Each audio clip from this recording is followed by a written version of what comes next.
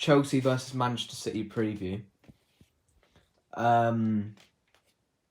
Massive game for both teams because last game Chelsea dropped points away at Nottingham Forest, and last game we dropped points at home to Everton, and I was there that day, and I lost my emotions quite a bit, and I was swearing quite a lot in the stands, and yeah, it was a very frustrating game. But it was a frustrating game for Chelsea against Forest as well. One thing I've noticed about Chelsea this season, although they have lost a lot of games, a lot of their defeats have come away from Stamford Bridge because they've only been beat at home once this season in all competitions, and that was against Arsenal when they lost 1-0. So their home form hasn't been that bad. It's been their away form that's let them down. We've obviously beaten once already this season in the Carabao Cup, but the Carabao Cup means nothing got to do with this game because in a league game anything can happen. Because we've seen quite a few surprise results recently, like Villa going away to Spurs and getting 3 points, and then the next game they drop points to Wolves, and then Everton going to the Etihad and getting a point, and then the next game they lose 4-1 to Brighton. So the Premier League's a weird season this season. You've seen a couple of like smaller clubs take points off like the bigger clubs, like you've seen like Villa beat United, but then after that they've had a couple of defeats, and you've seen what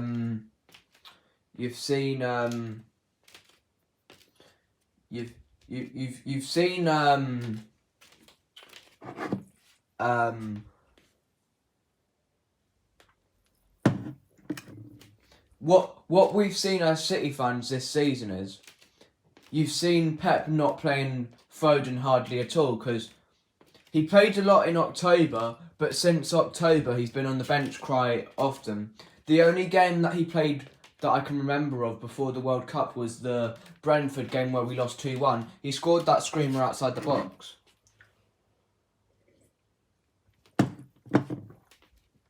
And when Phil Foden isn't on the pitch, we're a much worse team to when Phil Foden is on the pitch.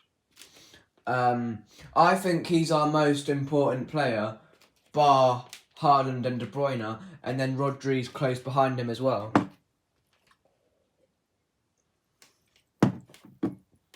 I've seen a lot of City fans slating Rodri because he was the one who gave the ball away for the Demarai Gray Everton goal. But bar that moment, he's been brilliant for City over the last year or so, and he's been so vital to this City team.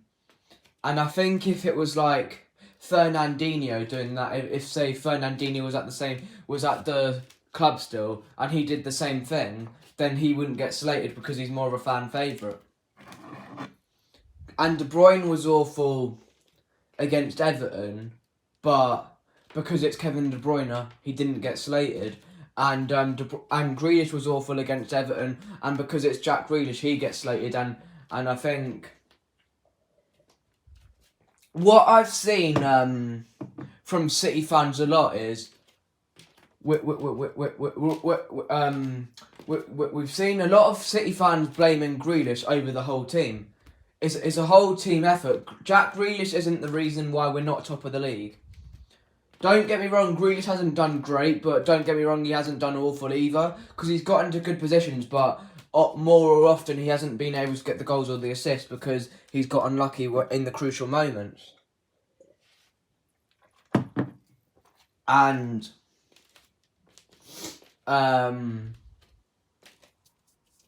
for me,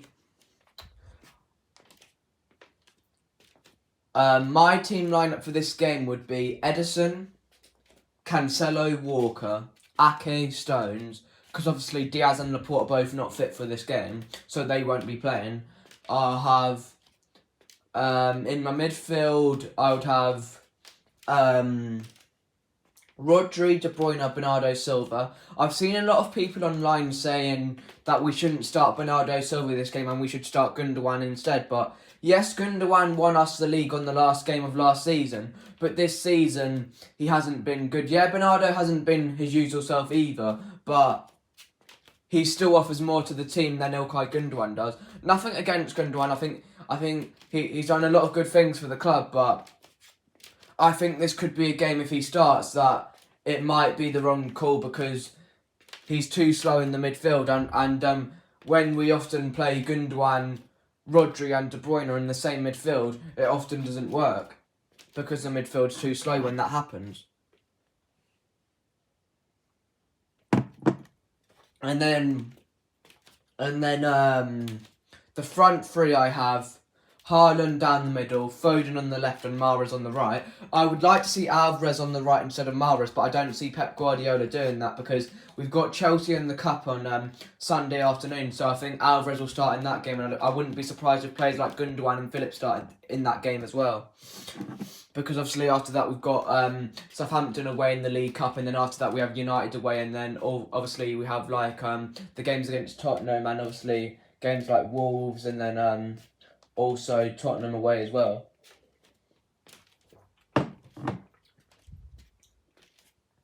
At this stage of the season, performances don't matter because we need to get 3 points, and even if we play crap, I'll take it because 3 points at this moment in current time is more important than playing well. Because if we play well and then get beat, then it's not going to help us. Because I remember in the 1920 season where Liverpool won the title, where we played really well away at Spurs but ended up losing the game.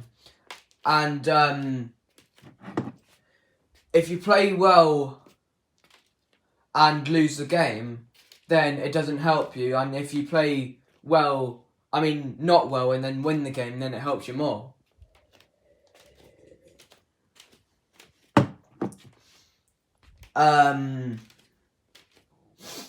I think whoever scores first in this game is going to win this game because I feel like if Chelsea score first, then they're going to sit back and then they'll probably end up winning.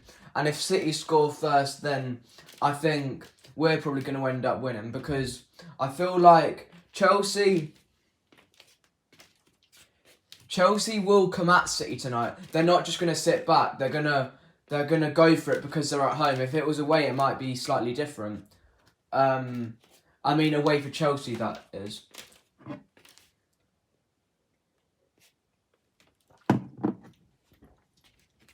I think I wouldn't play Akanji in this game because I feel like he's too slow with the ball out from the back. And I feel like if he does play, he's likely to make a mistake or just slow us down. I think John Stones has to start because I think he's our best centre-back by a country mile. Because Stones hasn't had many bad games over the last couple of years. The only season where he had a lot of bad games was when he first joined the club. And he was making a lot of mistakes.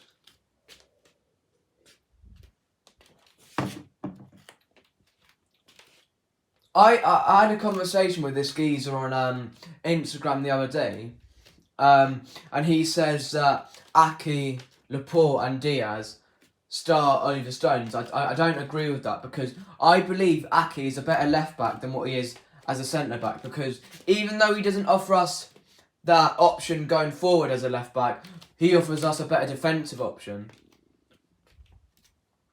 And Diaz... He's good in the air, Diaz, but I don't think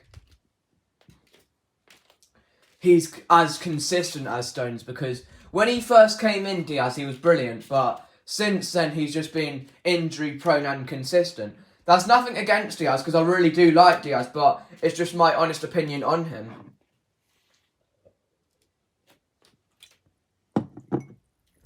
And Laporte's good in the air and he's good with the physicality battles, but for me, he can make more mistakes than what Stones does because he did that in the Champions League a few years ago against Tottenham in the 4-3 that ended up costing us the game.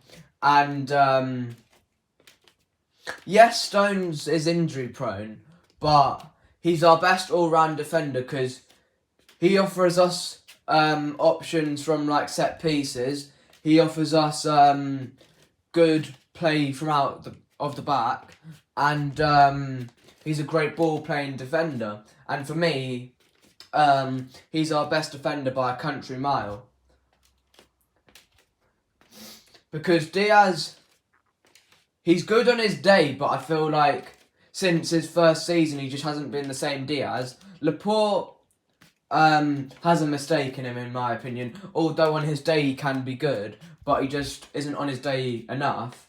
And Ake, for me, he's probably our most improved player. But for me, I like him more as a left back than I do as centre back because as a left back he's much better defensively than Cancelo. Although Cancelo offers us more going forward.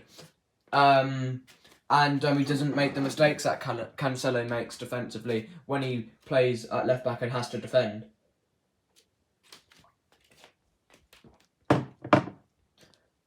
For me, us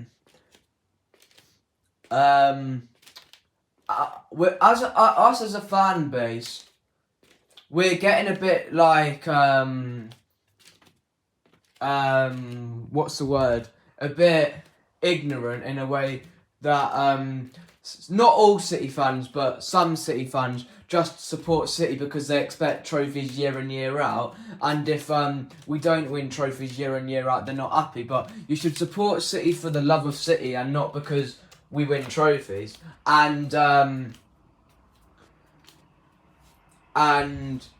think we're getting fans that are getting a bit arrogant, that are saying like 5-0 every week and thinking that it's FIFA. And you also get fans like saying that we can like spend this and that on like players, and spend loads and loads of money, but it's not FIFA. It doesn't work like that in real life. And it's not like FIFA. You can't win 5-0 every game. And what I have to say is that what I have to say is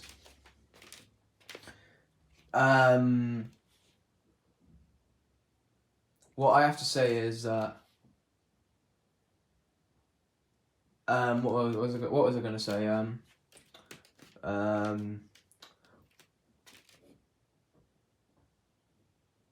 I think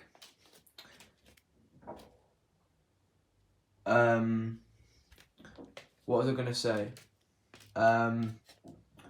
What was I going to say?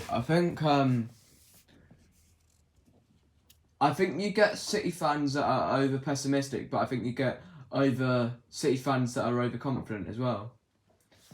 I don't think you should get overconfident, but I don't think you should get over pessimistic either. I think you're allowed to be negative in a constructive way, but not like in a way where it's like you're negative all the time. And because we never used to be arrogant. We never used to go